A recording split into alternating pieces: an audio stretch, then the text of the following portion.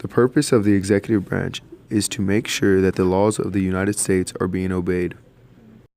The most known associated building is the White House. Our current president is Barack Obama. An interesting fact about Obama is he won a Grammy in 2006 for the audio version of his memoir, Dreams from My Father. Vice President is Joe Biden. A sad fact is his first wife died in a car accident. He is now remarried. The requirements for Vice President and President are the same. Only 3 qualifications: must be 35 years of age, be a natural-born citizen, and must have lived in the United States for at least 14 years.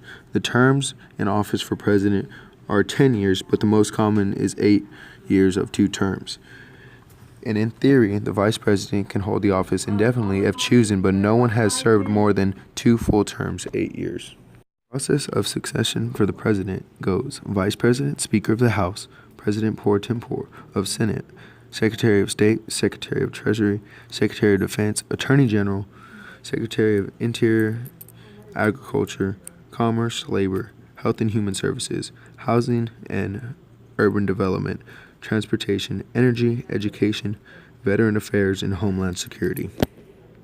Powers given to the President are to sign or veto legislations, command the armed forces as the Commander-in-Chief, grant pardons, receive ambassadors, ask written opinions of their cabinet. The presidential election is held on Tuesday, November 8th of 2016, and 4 years every time after that. The president is inaugurated on January 20th.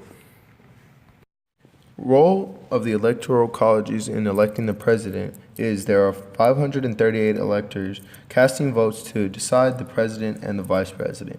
So when the voters go to the polls, they will be choosing which candidate receives their state's electors.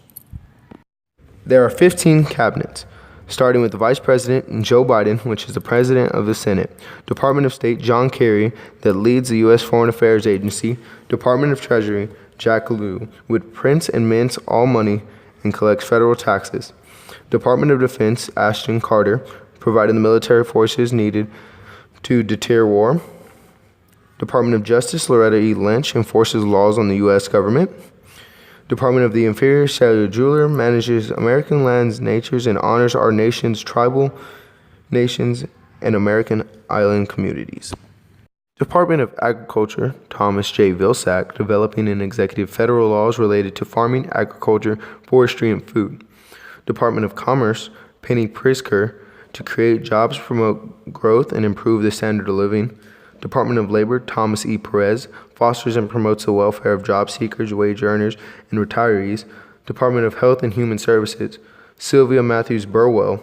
She principals the Agency for Protecting the Health of All Americans. Department of Housing and Urban Development, Julian Castro, oversees the federal programs designed to help Americans with their housing needs. Department of Transportation, Anthony Foxy, concerns itself with the transportation.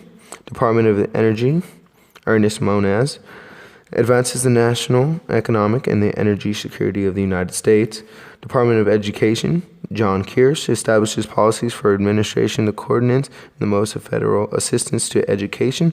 Department of Veteran Affairs, Robert McDonald, provides vital services to veterans, health care, and access to national cemeteries.